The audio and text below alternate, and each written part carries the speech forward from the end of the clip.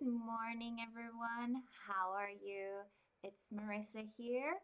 Um, I'm going to read to you one of the oldest books, one of the oldest novels, sorry, in the world by a Japanese woman, The Tale of Genji by Murasaki Shikibu. We will watch a video first and then about like just introducing the book a little bit, and then we will go into the reading. I'd like to welcome Weird Dad, thank you, and TLDR Coder, thank you. Um, Welcome to today's stream, guys. Follow TLDR Coder because he teaches you how to code and he plays games. And he was kind enough to help me with my very first inaugural stream. And Weird Dad, um, he um, he does Zumba classes and cooking classes. So enjoy that. Thank you for lurking around. Gentlemen, I know you guys have meetings, but now you can hopefully enjoy the dulcet tones of my voice and not be bored. I just need to set up my chat quickly. I'm so nervous this morning. uh, da, da, da, da, da. Dun, dun, dun, dun.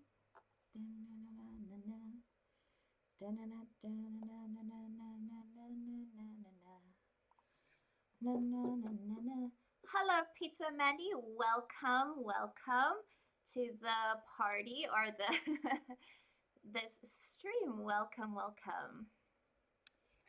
Thank you for joining us today. My noises don't seem to be playing this morning for some reason. Do, do, do. But I think there we go. All right, so we are going to watch a video about the origins of the tale of Genji, why I think it's important, and why I think it's interesting. Of men throughout time who actually sort of felt a kind of sympathy with Genji, who saw themselves in Genji because he had flaws, because he was also praised, because he had these moments of political power, but also of political weakness.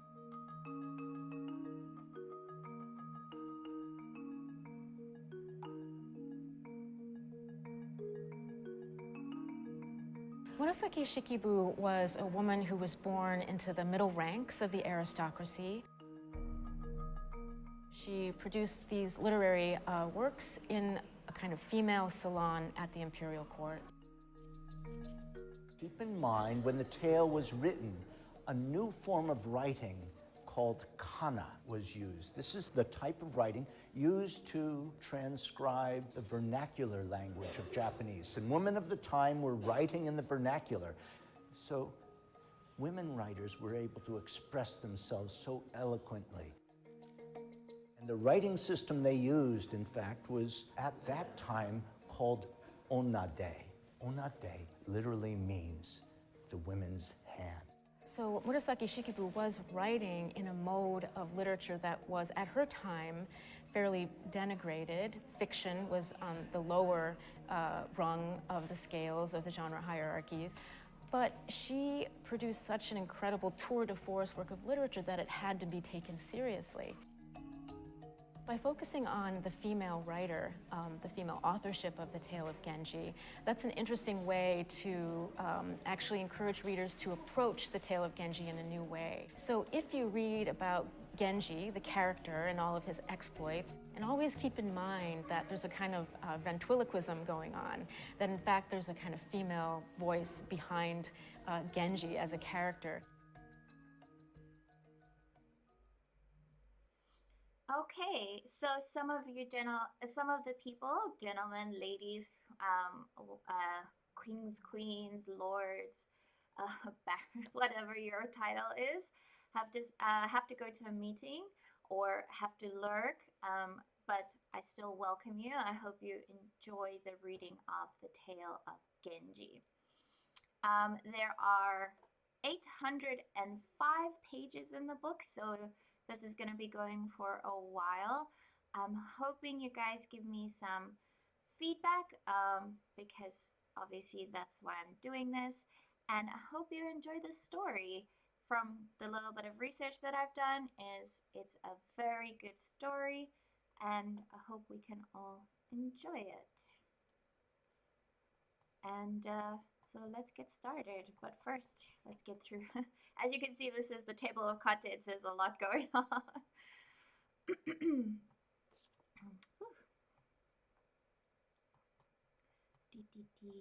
All right, so we're going down, down, down, down, all the way to the.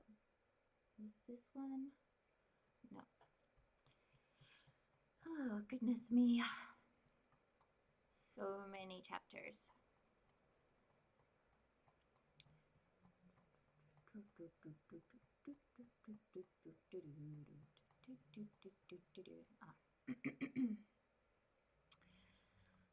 All right. Yes, I'm going to read the book, the actual book. It's over 1,000 years old, Mandy. It's over 1,000 years old, and I love history, and I love to learn how people lived, and I love to know why people did things back in the day, and I just love stories in general. I hope to be a voiceover artist in the future, and one of the skills that we have to have as voiceover artists is being able to cold read a script or a book. So basically, the concept is you walk into a studio and they hand you the script. You've never seen it before. You have maybe 5 or 10 seconds to scan your script and then step in front of a microphone and then read. So this is kind of what I'm doing. I've never actually read the book before because I want to practice this particular skill. So yes, the short answer is yes, I'm going to read the book. I hope you enjoy it. Okay, let's get started. So let's get started. This is chapter one, or book one, I guess. The Polonia Court, chapter one. In a certain reign, there was a lady not of the first rank, whom the emperor loved more than any of the others. The grand ladies with high ambitions thought her a presumptuous upstart, and lesser ladies were still more resentful. Everything she did offended someone. Probably aware of what was happening, she fell seriously ill and came to spend more time at home than at court. The emperor's pity and affection quite passed bounds. No longer caring what his ladies and courtiers might say, he behaved as if intent upon stirring gossip. His court looked with very great misgiving upon what seemed a reckless infatuation. In China, just such an unreasoning passion had been the undoing of an emperor and spurred turmoil through the land.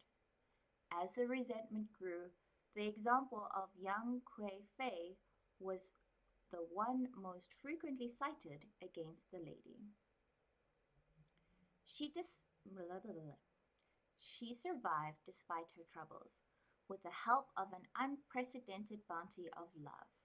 Her father, a ground counselor, was no longer living. Her mother, an old-fashioned lady of good lineage, was determined that matters be no different for her than for ladies with paternal support were making careers at court. Her mother was attentive to the smallest detail of etiquette and deportment. Yet there was a limit to what she could do, and the sad fact was that the girl was without strong backing, and each time a new incident arose, she was next to defenseless. Okay, so that was the start. A few Hoppelstutz, I call them like a few little like mistakes here and there, but I think it's okay. Interesting start.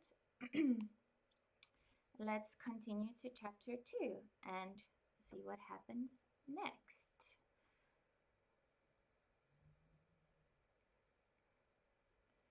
Chapter 2. It may have been because of a bond in a former life that she bore the emperor a beautiful son, a jewel beyond compare. The emperor was in a fever of impatience to see the child, still with the mother's family, and when, on the earliest day possible, he was brought to court, he did indeed prove to be a most marvelous babe. The emperor's eldest son was the grandson of the minister of the right.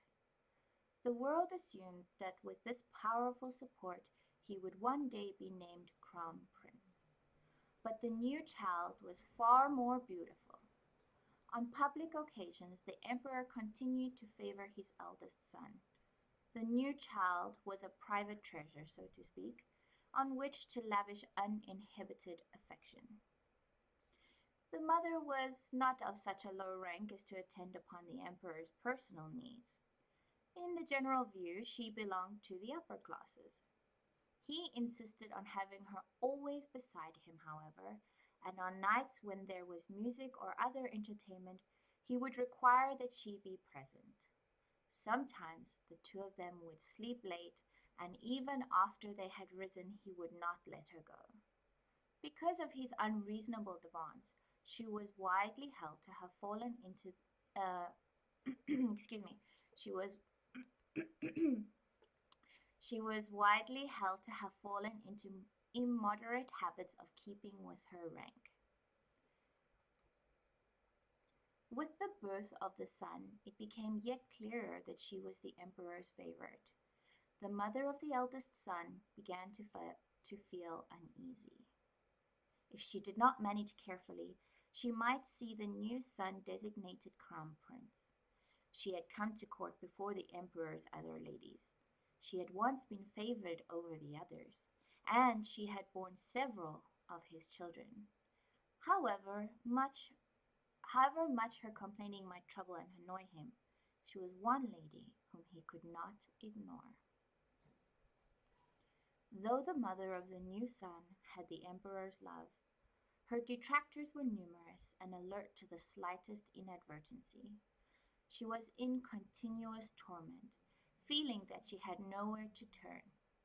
She lived in the Polaunia court. The emperor had to pass the apartments of other ladies to reach hers, and it must be admitted that their resentment at his constant comings and goings was not unreasonable. Her visits to the royal chambers were equally frequent. The robes of her women were in a scandalous state from trash strewn along bridges and galleries. Once, some woman conspired to have both doors of a gallery she must pass bolted shut, and so she found herself unable to advance or retreat. Her anguish over the mounting list of insults was presently more than the emperor could bear. He moved a lady out of rooms adjacent to his own and assigned them to the lady of the Polaunia court, and so, of course, aroused new resentment.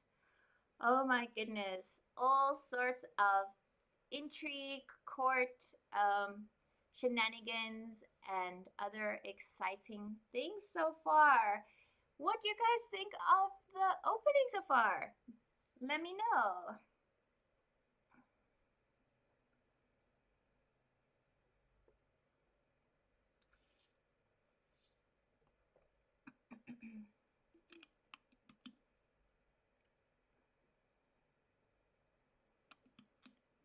Any comments? All right, since we don't have any comments, I'm going to continue to chapter 3. Oh, it's a very short chapter.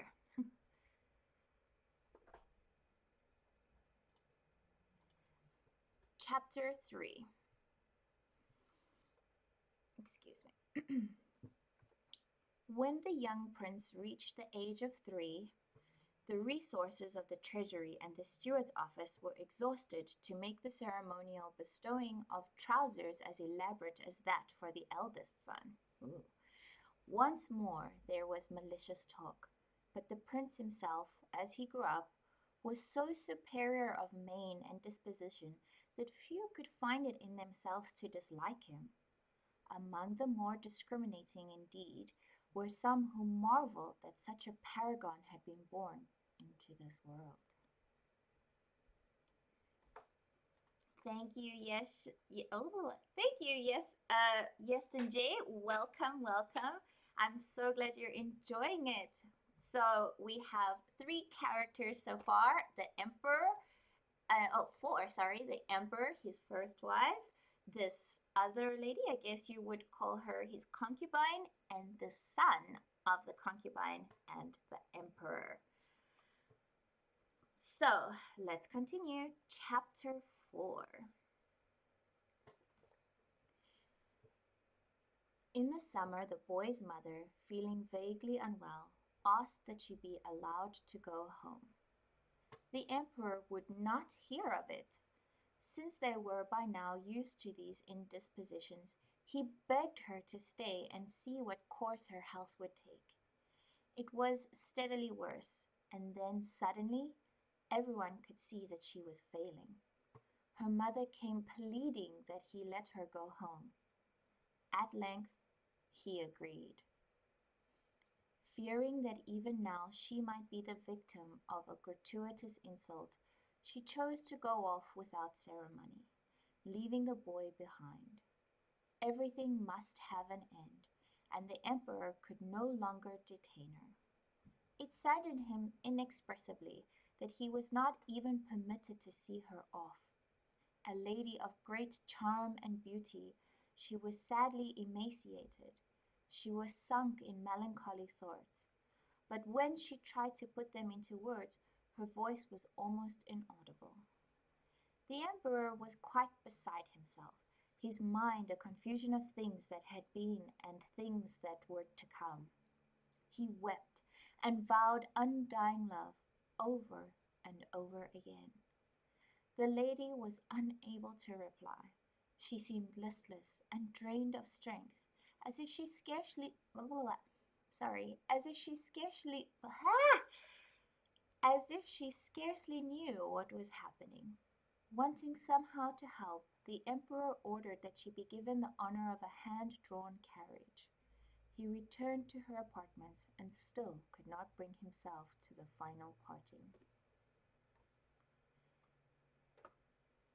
We vowed that we would go together down the road we all must go. You must not leave me behind. She looked sadly up at him. If I had suspected that it would be so, she was gasping for breath. I leave you to go to the road we all must go. The road I would choose, if only I could, is the other. It was evident that she would have liked to say more, but she was so weak that it had been a struggle to say even this much. The emperor was wondering again if he might not keep her with him and have her with him to the end. But a message came from her mother asking that she hurry. We have obtained the agreement of eminent ascetics to conduct the necessary services, and I fear that they are to begin this evening. Oh my God, there's a spider. So, in desolation, he let her go. He passed a sleepless night. He sent off a messenger and was beside himself with impatience and apprehension even before there had been time for the man to reach the lady's house and return. The man arrived to find the house echoing with laments.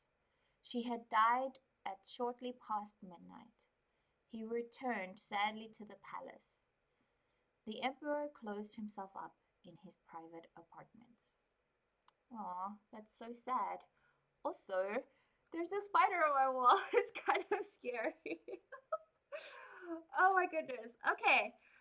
Welcome to the chat, Stale Viking. I hope you are enjoying my reading so far. I hope that there is some feedback afterwards at the end. If anybody has anything to say about the story so far, let me know. Otherwise, I will continue to the very brief chapter 5.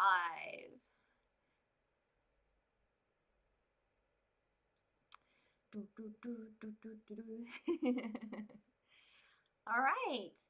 So, so far, we have the birth of a very beautiful son, born of an amazing concubine and the emperor. The concubine had a lot of enemies in the court, and eventually she became sick and ill after she had borne the emperor a son, the most beautiful son, a jewel, and he was a paragon and all that kind of thing. So let's move on to the next chapter. Hang on.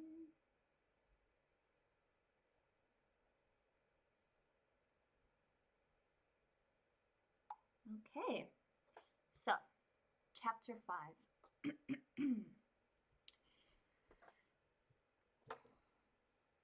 He would have liked at least to keep the boy with him, but no precedent could be found for having him away from his mother's house through the morning. The boy looked in bewilderment at the weeping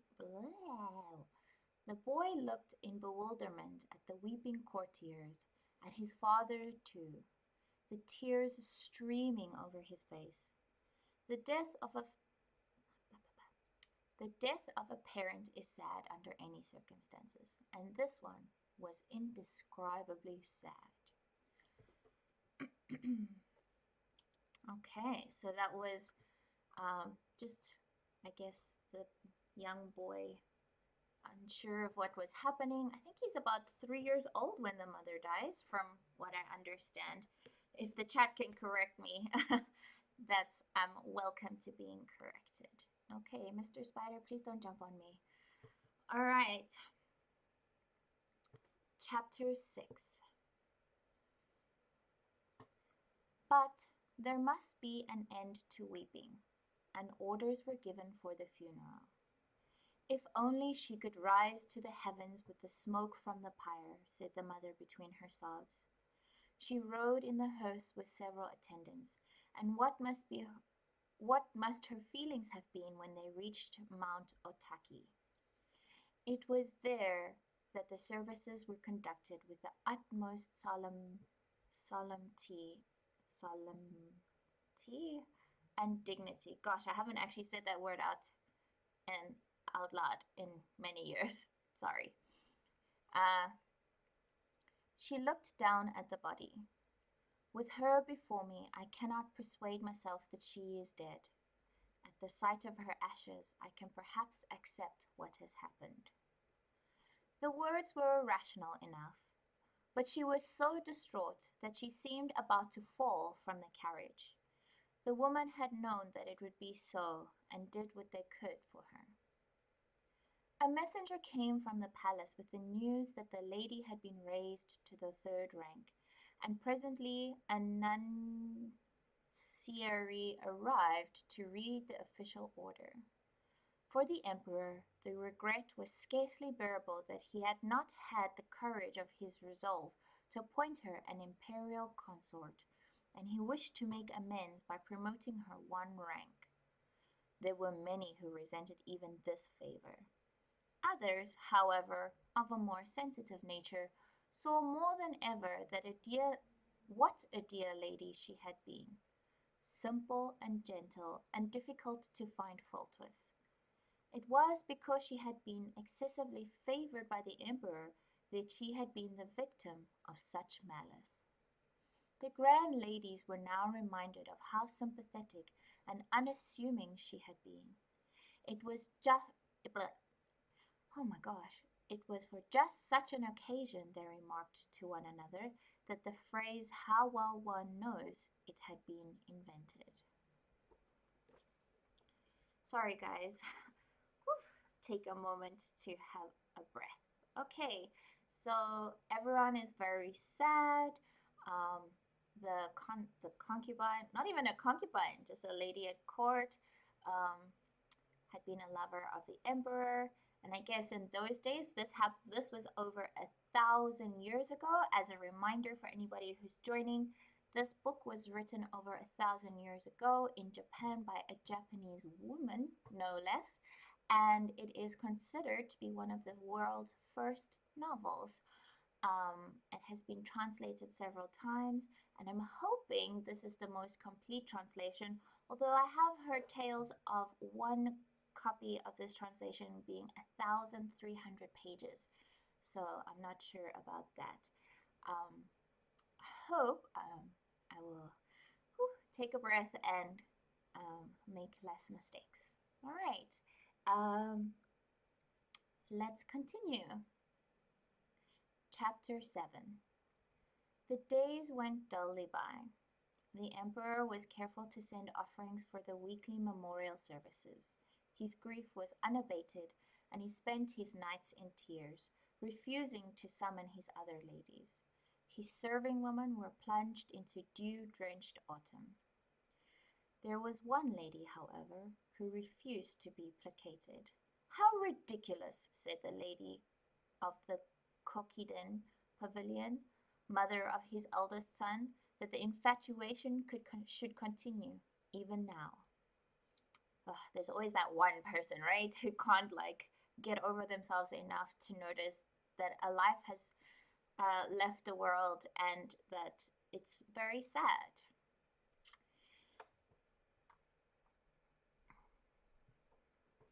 Chapter 8. The emperor's thoughts were on his youngest son even when he was with his eldest. He set off intelligent nurses and serving women to the house of the boy's grandmother, where he was still in residence, and made constant inquiry after him. The autumn tempests blew, and suddenly the evenings were chilly. Lost in his grief, the emperor sent off a note to the grandmother. His messenger was a woman of middle rank called Myo Bu. Sorry, I hope I'm saying that right. Whose father was a guards officer. It was on a beautiful moonlit night that he dispatched her, a night that brought memories. On such nights, he and the dead lady had played the koto for each other. Her koto had somehow, excuse me, her koto had somehow had overtones lacking in other instruments, and when she would interrupt the music to speak, the words too carried echoes of their own. Her face, her manner, they seemed to cling to him, but with no more substance than the lucent dream. Myobu reached the grandmother's house. Her carriage was drawn through the grate, and what a lonely place it was! The old lady had of course lived in widowed retirement, but, not wishing to distress her only daughter, she had managed to keep the place in repair. Now all was plunged into darkness. The weeds grew ever higher, and the autumn winds tore threateningly in the garden.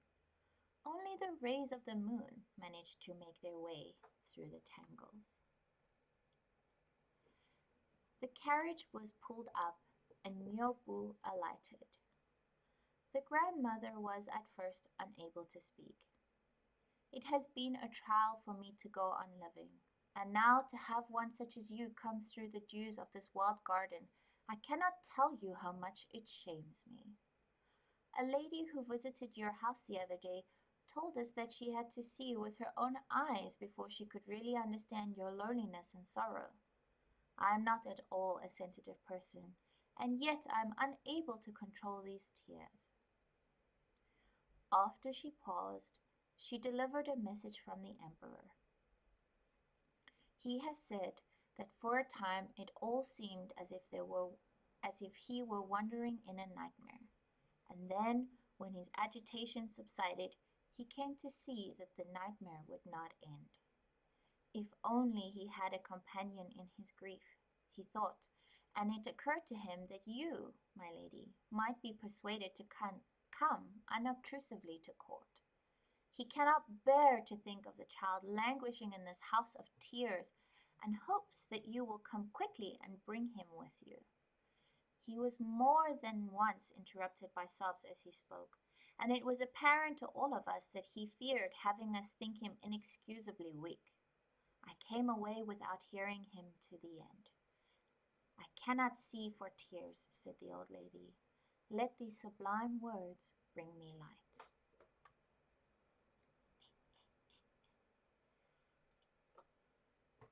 This was the emperor's letter. It seems impossibly cruel that although I had hoped for comfort with the passage of this time, my grief should only be worse. I am particularly grieved that I do not have the boy with me, to watch him grow and mature. Will you not bring him to me? We shall think of him as a memento. There could be no doubting the sincerity of the royal petition.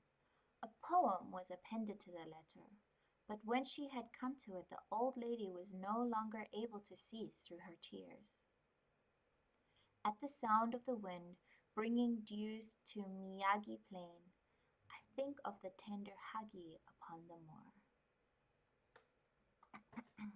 Sorry, I just need to drink some water.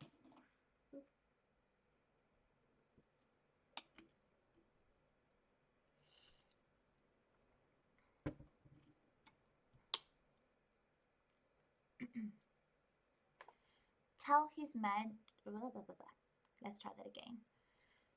Tell his majesty, said the grandmother, after a time, that it has been a great trial for me to live so long. Ashamed before the Takasago pines, I think that it is not for me to be seen at court.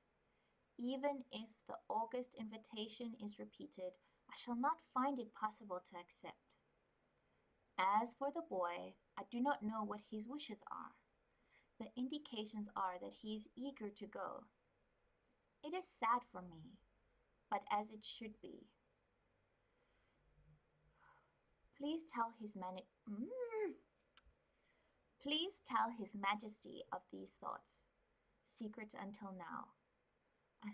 I fear that I bear a curse from a previous existence, and that it would be wrong and even terrible to keep the child with me.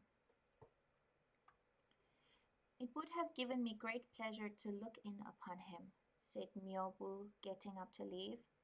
The child was asleep. I should have liked to report to his royal father, but he will be waiting up for me, and it must be very late. May I not ask you to come in private from time to time? The heart of a bereaved parent may not be darkness, perhaps, but a quiet talk from time to time would do much to bring light. You have done honor to this house on so many happy occasions, and now circumstances have required that you come with a sad message. The fates have not been kind. All of our hopes were on the girl. I must say again, from the day she was born and until he died, her father did not let me forget that she must go to court, that his own death, if it came early, should not deter me. I knew that another sort of life would be happier for a girl without strong backing, but I could not forget his wishes and sent her to court as I had promised. Blessed with favors beyond her station, she was the object of insults such as no one can be asked to endure. Yet endure them she did, until finally the strain and the resentment were too much for her. And so, as I look back upon them, I know that these favors should never have been. Well, put these down, if you will, as the mad wanderings of a heart that is darkness. She was unable to go on. It was late. His Majesty says much the same thing, replied Myobu. It was, he says, an intensity of passion such as to startle the world, and perhaps for that very reason it was fated to be brief. He cannot think of anything he has done to arouse such resentment, he says, and so he must live with resentment which seems without proper cause. Alone and utterly desolate, he finds it impossible to face the world. He fears that he must seem dreadfully eccentric. How very great, he has said it over and over again, how very great his burden of guilt must be. One scarcely ever sees him that he is not weeping. Myobu was in tears. Let's try that again. Myobu, too, was in tears. It was very late, or it is very late. I must get back before the night is quite over and tell him what I have seen. The moon was sinking over the hills. The air was crystal clear. The wind was cool, and the songs of the insects among the autumn grasses would, by themselves, have brought tears. It was a scene from which Myobu could not easily pull herself. The autumn night is too short to contain my tears. Those songs of bell cricket weary fall into silence. This was her farewell poem. Still, she hesitated on the point of getting into her carriage. The old lady sent a reply. Sad are the insect songs among the reeds. More sadly yet falls the dew from the above clouds. I seem to be in a complaining mood. Though gifts would have been out of place, she sent as a trifling memento of her daughter a set of robes left for just such an occasion, and with them an assortment of bodkins and combs. The young woman who had come from court with the little prince still mourned their lady. But those of them who had acquired a taste for court life yearned to be back. The memory of the emperor made them join their own to the royal petitions. But no, a crone like herself would repel all the fine ladies and gentlemen, said the grandmother, while on the other hand, she could not bear the thought of having the child out of her sight for even a moment. Woo! So chapter 8 was a little bit longer. Everyone is very sad. Most people, it appears, are very sad about the death of this lady. And the emperor and the grandmother both want this son of the beautiful lady. And yeah, some people want to go back. Maybe the boy wants to return to court. And yes, thank you, TLDR Coder. Yeah, I tend to have a very calm reading style. I don't know if I'll be able to do audiobooks professionally, but yes, I enjoy this. Like hang on, let me just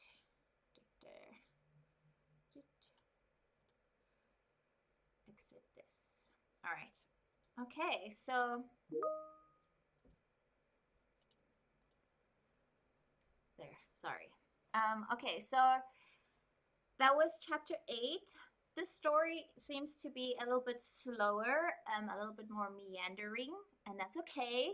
Well, we all have different story styles. We're basically world building, from what I can understand, and setting the stage for this boy. I'm guessing that this is the Gengi. The book is all about.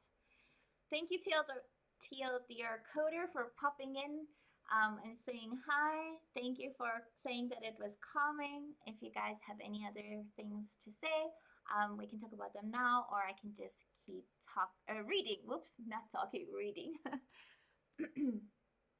I hope you guys are enjoying this. I'm actually having a good time, even though I'm a little bit nervous. And yes, maybe next time I'll have some background music to play some royalty-free background music in the background. All right, I'm going to keep reading. Let's continue to chapter 9. Chapter 9. Myobu was much moved to find the emperor waiting up for her, making it seem that his attention was on the small and beautifully that's some terrible translation. Small and beautiful plant garden before him, now in autumn bloom, in full autumn bloom. He was talking quietly with 4 or 5 women, among the most sensitive of his attendants. He had become addicted to illustrations by the Emperor Uda for the Song of Everlasting Sorrow, and to poems by Isa and Tsurayuki on that subject, and to Chinese poems as well. He listened attentively as Myobu described the scene she had found so affecting. He took up the letter she had brought from the grandmother. I am so awed by this august message that I would run away and hide, and so violent are the emotions it gives rise to that I scarcely know what to say. The tree that gave them shelter has withered and died. One fears for the plight of the Hagi shoots beneath. A strange way to put the matter, thought the emperor, but the lady must be dazed with grief. He chose to overlook the suggestion that he himself could not help the child. He sought to hide his sorrow, not wanting these women to see him in such poor control of himself. But it was to no use. He reviewed his memories over and over again, from his very earliest days with the dead lady. He had scarcely been able to bear a moment away from her while she lived. How strange that he had been unable to survive the days and months since on memories alone. He had hoped to reward the grandmother's sturdy devotion, and his hopes had come to nothing. Well, he sighed, she may look forward to having her day, if she will only live to see the boy grow up. Looking at the keepsakes Myobu had brought back, he thought what a comfort it would be if some wizard were to bring him, like that Chinese emperor, a comb from the world where his lost love was dwelling. He whispered, "And will no wizard search her out for me, that even he may tell me where she is?" There are limits to the powers of the most gifted artist. The Chinese lady in the paintings did not have the luster of life. Yang Kui Fei was said to have resembled the lotus of the sublime pond, the willows of the timeless hall. No doubt she was very beautiful in her Chinese finery. When he tried to remember the quiet charm of his lost lady, he found that there was no color of flower, no song of bird to summon her up. Morning and night, over and over again, they had repeated to each other the lines from the song of everlasting sorrow. In the sky, as birds that share a wing, on earth, as trees that share a branch. It had been their vow, and the shortness of her life had made it an empty dream.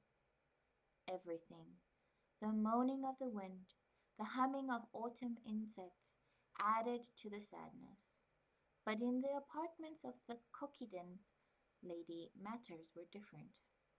It had been some time since she had last waited upon the emperor. The moonlight being so beautiful, she saw no reason to have music deep into the night. The emperor muttered something about the bad taste of such a performance at such a time, and those who saw his distress agreed that it was an unnecessary injury. Kokiden was of an arrogant and intractable nature, and her behavior suggested that to her the emperor's grief was of no importance. Uh-oh. The moon set. The wicks in the lamps had been trimmed more than once, and presently the oil was gone. Still, he showed no signs of retiring, his mind on the boy and the old lady. He jotted down a verse. Tears dim the moon, even here above the clouds. Dim must it be in that lodging among the reeds. Calls outside him told him that the guard was being changed. It would be 1 or 2 in the morning. People would think his behavior strange indeed. He at length withdrew to his bedchamber. He was awake the whole night through, and in dark morning his thoughts on the blinds that would not open. He was unable to interest himself in business of state. He scarcely touched his breakfast, and lunch seemed so remote from his inclinations that his attendants exchanged looks and whispers of alarm. Not all voices were sympathetic. Perhaps some said it had all been foreordained, but he had dismissed the talk and ignored the resentment and let the affair quite pass the bounds of reason. And now to neglect his duty so was altogether too much. Some even cited the example of the Chinese emperor who had brought ruin upon himself and his country. Whew. So the king is basically dying of heartache, which is sad.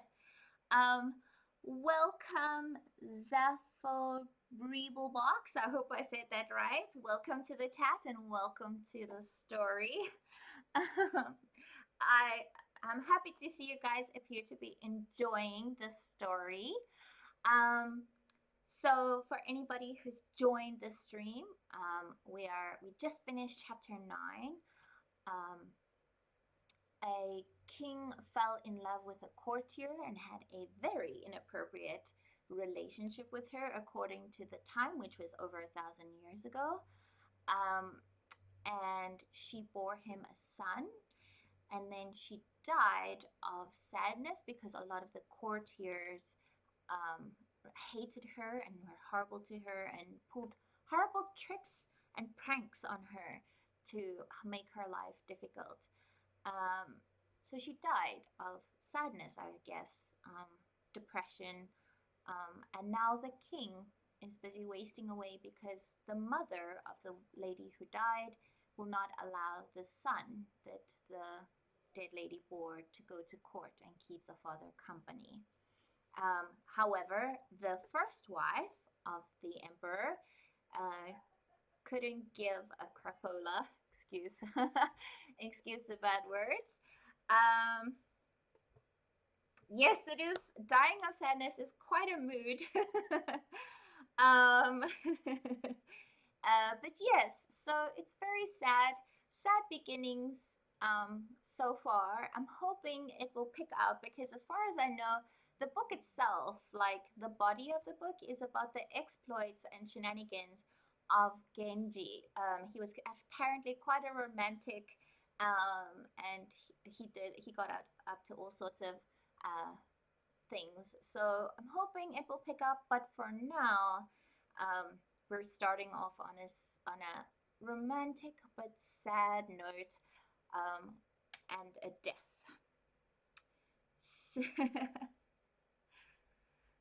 La, la, la, la.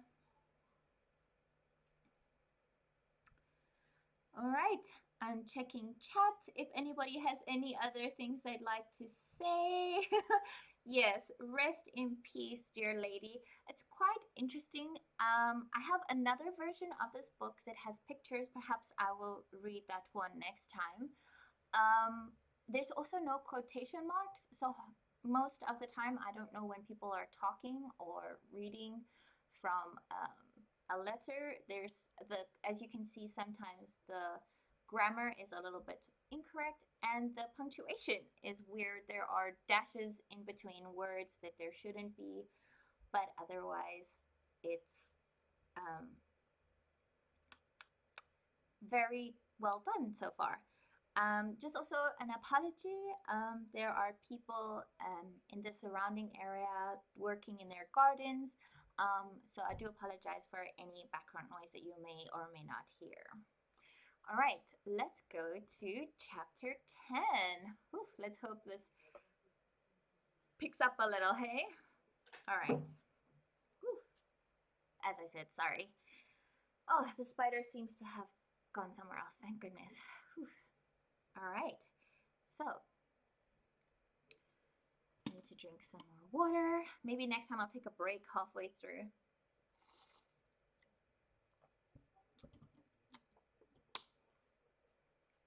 All right, chapter 10. The months passed and the young prince returned to the palace. He had grown into a lad of such beauty that he hardly seemed meant for this world, and indeed One almost feared that he might only briefly be a part of it. Oh, that's a good start. When the following spring it came time to name a crown prince, the emperor wanted very much to pass over his first son in favor of the younger, who, however, had no influential maternal relatives. It did not seem likely that the designation would pass unchallenged. The, blah, blah, blah, blah, blah, blah. The boy might, like his mother, be destroyed by immoderate favors. The emperor told no one of his wishes. There did, after all, seem to be a limit to his affection, people said, and Kokiden regained her confidence. The boy's grandmother was inconsolable. Finally, because her prayer to be with her daughter had been answered, perhaps, she breathed her last. Once more the emperor was desolate. The boy, now 6, was old enough to know grief himself. His grandmother, who had been so good to him over the years, had more than once told him what pain it would cause her when the time came to leave him behind. Okay, gosh. So we're chapter 10 chapters in, some short, some long, and we already have 2 deaths. The mother and the grandmother of what I'm guessing is the main character of our story. But I'm guessing the emperor is feeling happier because his son is now at court. And now we know the boy is 6. Like I said earlier, I was guessing his age was 3, but now we have some time has passed. It's been about another 3 years, and the boy is 6. So, yay! If you're enjoying, please don't forget to subscribe and follow me on my other social media. I look forward to reading the rest of the book with you guys. We're at the brief chapters again.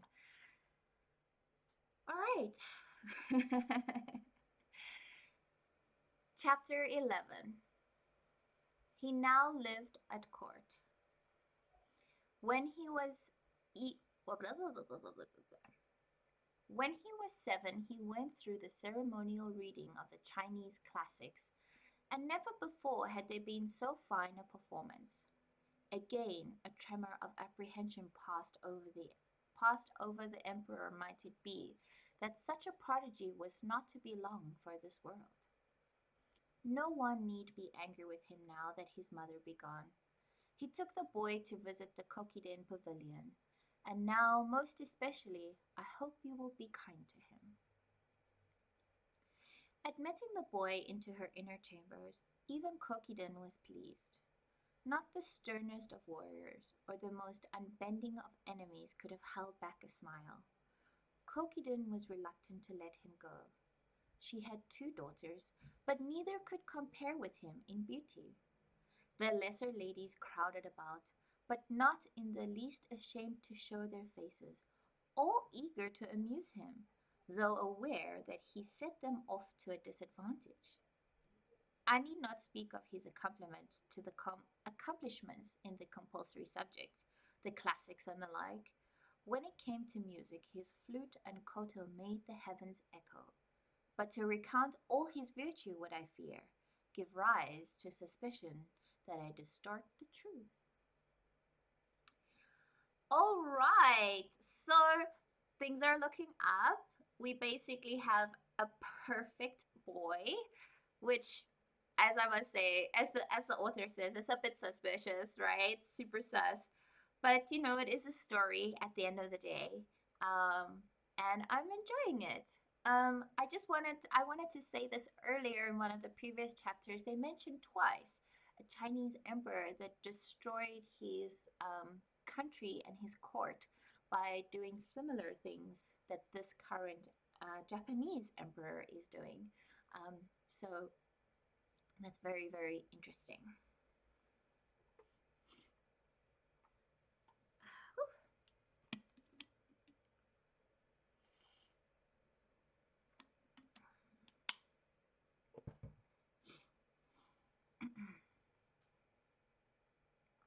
So now the boy is 7. So a boy was born, At 3 years old, his mom died. At 6 years old, he went to court and his grandma passed away. And now the boy is in court.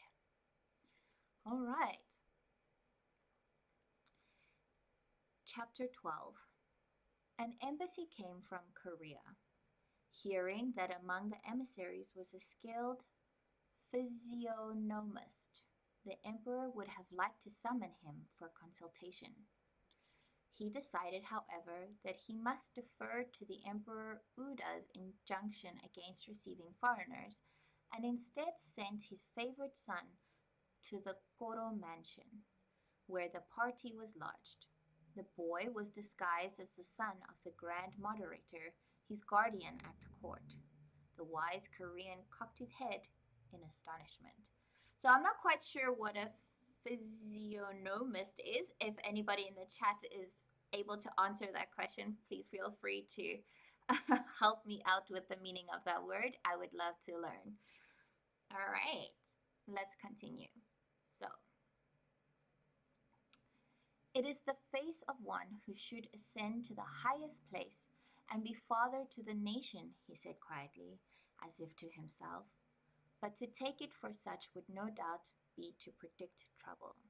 Yet it is not the face of the minister, the deputy, who sets about ordering public affairs. The moderator was a man of considerable learning. There was much of interest in his exchanges with the Korean. There were also exchanges of Chinese poetry, and in one of his poems, the Korean succeeded most skillfully in conveying his joy at having been able to observe such a countenance on the eve of his return to his own land, and sorrow that the parting must come so soon. The boy offered a verse that was received with high praise. The most splendid of gifts were bestowed upon him. The wise man was in turn showered with gifts from the palace. Thank you, TLDR Coder. Physiognomy is the divination based on facial features. Oh yes, I've heard about that. I know a lot of Eastern cultures like to use this. Basically, judging a book by its cover. Welcome, Outremain, to the chat. Welcome. Thank you so much for joining. I guess it's judging a book by its cover, physiognomy, essentially. You're going to be a king because your face looks like you're going to be a king. Imagine that. All right, let's continue. Somehow, news of the sage's remarks leaked out, though the emperor himself was careful to say nothing. The minister of the right, grandfather of the crown prince, and father of the Kokiden lady, was quick to hear, and again his suspicions were aroused. In the wisdom of his heart, the emperor had already analyzed the boy's physiognomy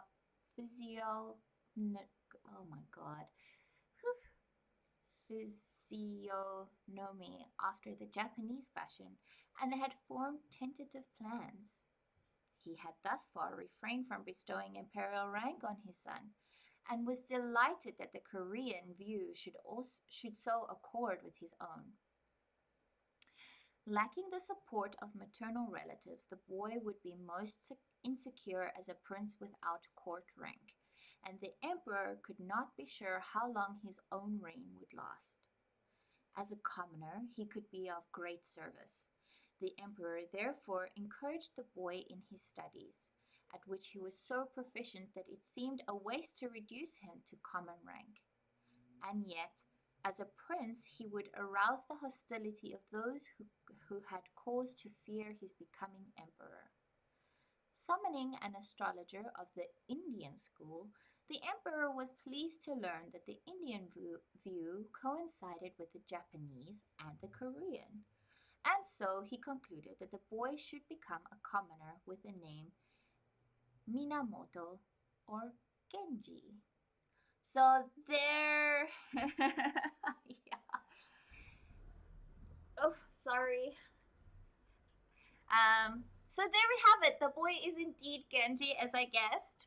And it is a weird word. It is such a weird word. Imagine, right? Changing your destiny by going to a plastic surgeon. Um,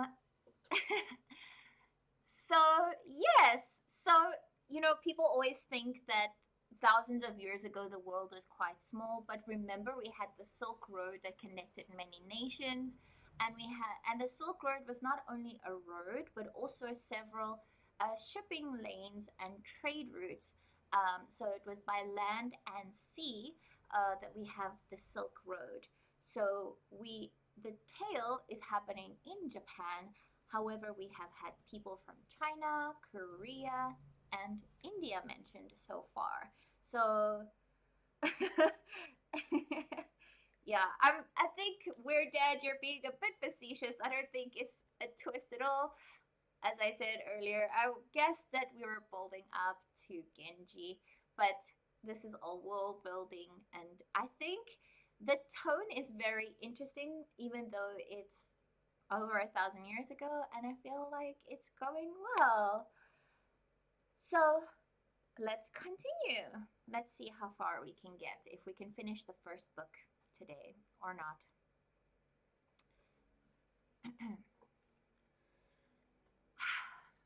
Chapter 13. The months and the years passed, and still the emperor could not forget his lost love. He summoned various women who might console him, but apparently it was too much to ask in this world for one who even resembled her. He remained sunk in memories, unable to interest himself in anything. Then he was told of the fourth princess, daughter of a former emperor, a lady famous for her beauty and reared with the greatest care by her mother, the empress. A woman now in attendance upon the emperor had in the days of his predecessor been most friendly with the princess, but then a child, and even now saw her from time to time. I have been at court through 3 reigns now, she said, and never had I seen anyone who genuinely resembled my lady. But now the daughter of the Empress Dowager is growing up, and the resemblance is almost astonishing. One would be hard put to find her equal. Hoping that she might just possibly be right, the emperor asked most courteously to have the princess sent to court. Her mother was reluctant and even fearful, however. One must remember, she said, that the mother of the crown prince was a most wilful lady who had subjected the lady of the Polonia court to open insults and presently sent her into a fatal decline. Before she had made up her mind, she followed her husband in death, and the daughter was alone. The emperor renewed his petition. He said that he would treat the girl as one of his own daughters. Her attendants and her maternal relatives and her older brother, Prince Hyobu, consulted together and concluded that rather than languish at home, she might seek consolation at court. And so she was sent off. She was called Fujitsubo. The resemblance to the dead lady was indeed astonishing. Because she was of such high birth, it may have been that people were imagining things. She seemed even more graceful and delicate than the other. No one could despise her for her inferior rank, and the emperor need not feel shy about showing his love for her. The other lady had not particularly encouraged his attentions, and had been the victim of a love too intense. And now, though it would be wrong to say that he had quite forgotten her, he found his affections shifting to the new lady, who was a source of boundless comfort. So it is with the affairs of this world. So, now we have a new character, Fujitsubo. Um, and apparently she looks very much like the lover of um, the lady who passed away from sadness. Uh, interesting. And ain't that just the way when you die, people move on and they forget about you? All right.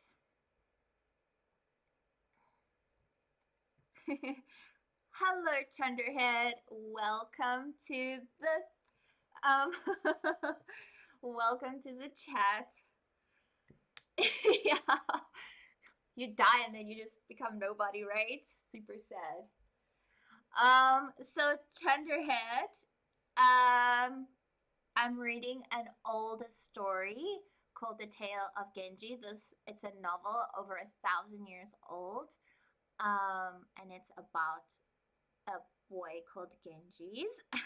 Welcome to the good morning. um, and his mother was a woman of middle rank in the Japanese court, and the emperor fell in love with her, and she in love with him, and they had this boy Genji. But unfortunately, because she had no rank, the court kind of turned against her, so she died of sadness. And welcome, Kevin J and JHN, Kevin to JHN. And yeah, so the mom died of sadness because everybody turned on her, and the king, not the king, sorry, the emperor became very listless and sad, and he petitioned the grandmother to come with the son that the passed away lady bore him. The grandmother said no. And then eventually, at about 6 years old, the son went to court and the grandmother died as well. And now we know that the boy is basically perfect. He's amazing. Everybody loves him. And the Indian, Korean, and Japanese styles of divination all agree that the boy Genji should be the emperor of Japan. However, the first wife of the emperor is probably not going to have any of that, so we're going to see. And then now the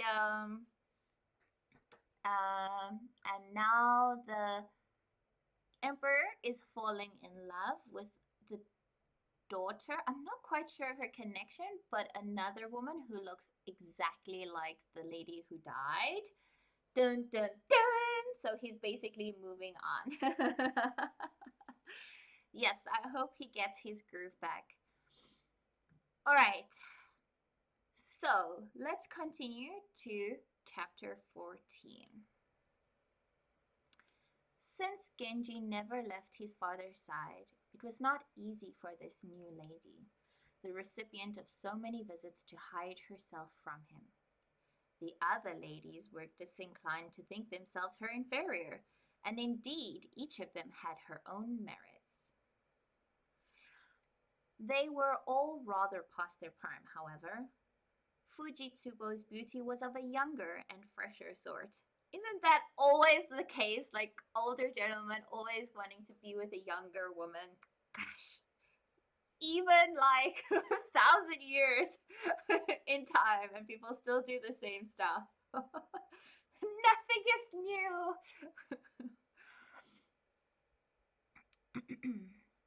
Though in her childlike shyness she made an especial effort not to be seen, Genji occasionally caught a glimpse of her face.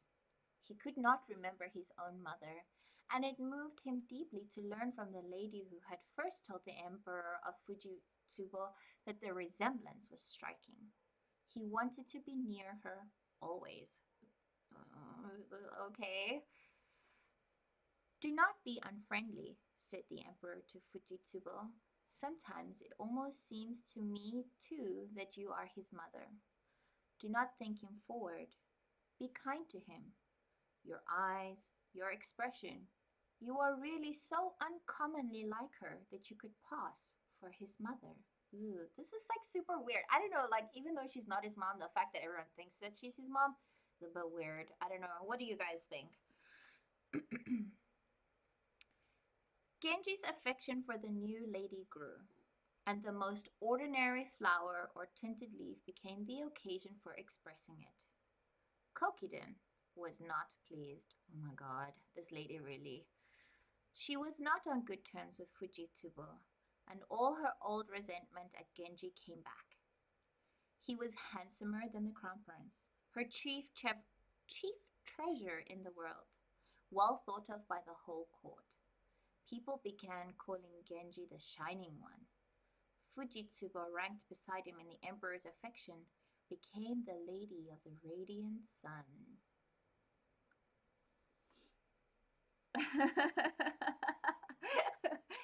Yeah, although she's not really his mom, this new lady, Fujitsubo, is not his mom. She just looks like his mom. So I'm guessing, yeah, her looks have got it going on. But yeah, there always has to be that jealous person, right? Terrible. I think I'm going to read one more chapter and then we're going to read someone else's stream and call it a day, and then we will continue on Thursday 9 to 10:30. It seems a pity that the boy must one day leave behind his boyish attire. But when he reached the age of 12, he went through his initiation ceremonies and received the cap of an adult. Determined that the ceremony should be in no way inferior to the crown prince's, which had been held some years earlier in the Grand Hall, the emperor himself bustled about, adding new details to the established forms. As for the banquet after the ceremony, he did not wish the custodians of the storehouses and granaries to treat it as an ordinary public occasion. Man, did the king not learn the first time? Walala. The throne faced east on the east porch, and before it were Genji's seat and that of the minister who was to bestow the official cap.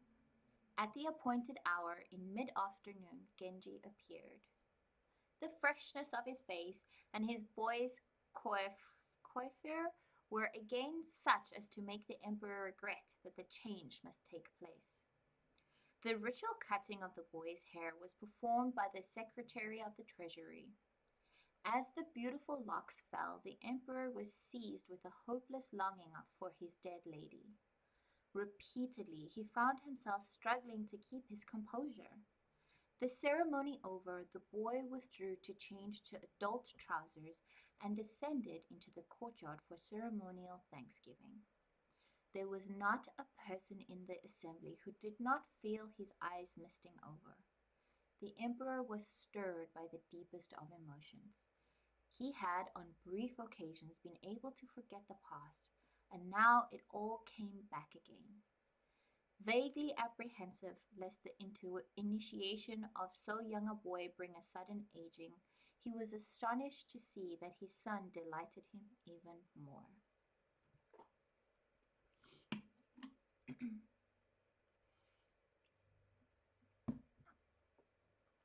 Ichi knows. The minister of the left who bestowed the official cap had only one daughter, his chief joy in life. Her mother, the minister's first wife, was a princess of the blood. The crown prince had sought the girl's hand, but the minister thought rather of giving her to Genji. Uh-oh. He had heard that the emperor had similar thoughts. When the emperor suggested that the boy was without adequate sponsors for initiation and that the support of relatives by marriage might be called for, the minister quite agreed. The company withdrew to outer rooms, and Genji took his place below the princes of the blood. The minister hinted at what was on his mind, but Genji, still very young, did not quite know what to say. There came a message through a chamberlain that the minister was expected in the royal chambers. A lady in waiting brought the customary gifts for his services: a woman's cloak, white and of grand proportions, and a set of robes as well. As he poured wine for his minister, the emperor recited a poem which was in fact a deeply felt admonition. The boyish locks are now bound up, a man's. And do we tie a lasting bond for his future? Sorry, guys. This was the minister's reply. Fast the knot which the honest heart has tied. May lavender the hue of the truth be as fast. The minister descended from a long garden bridge to give formal thanks. He received a horse from the imperial stables and a falcon from the secretariat. In the courtyard below the emperor, princes and high courtiers received gifts in keeping with their stations. The moderator, Genji's guardian, had upon royal command prepared the trays and baskets now set out in the royal presence. As for Chinese chests of food and gifts, they overflowed the premises in even larger numbers than for the crown prince's initiation. It was the most splendid and dignified of ceremonies. Genji went home that evening with the minister of the left.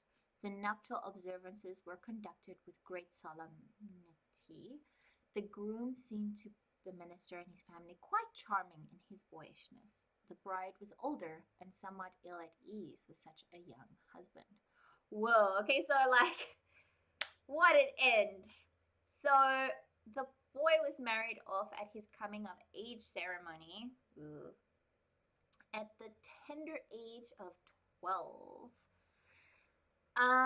So we're going to stop there.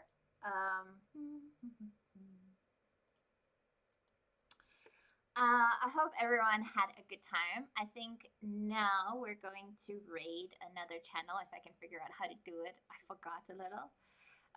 Yes, you may suggest a raid.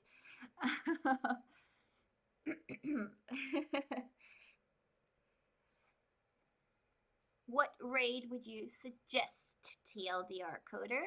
I'm not quite sure how to do it, but I'm sure I could figure it out. Max on Tracks just came online. They're awesome. Okay, let me see if I can find theirs. Oh, thank you, Teens Tina. Thank you for the subscription or the new follow. Okay, so I'm going to type in /raid. I'm just gonna copy and paste that. Hello, how are you? Welcome to the show. Or not the show. No, it's okay. We're about to end. Where? All right. Okay, so. Oh, well, that's Weird Dad's fault. I'm glad you guys thought it was a. I did type the slash. Like I said, figuring out how to rate someone's channel is like new for me. All right, let's try one more time. Is it working? I hope it's working. Da-da-da.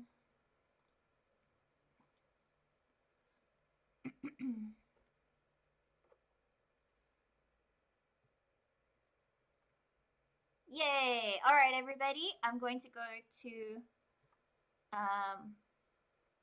Max Bon Tracks and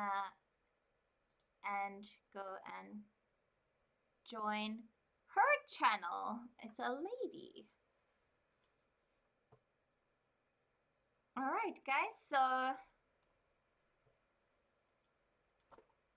I can't really hear her, but first time I'm connecting to it. So I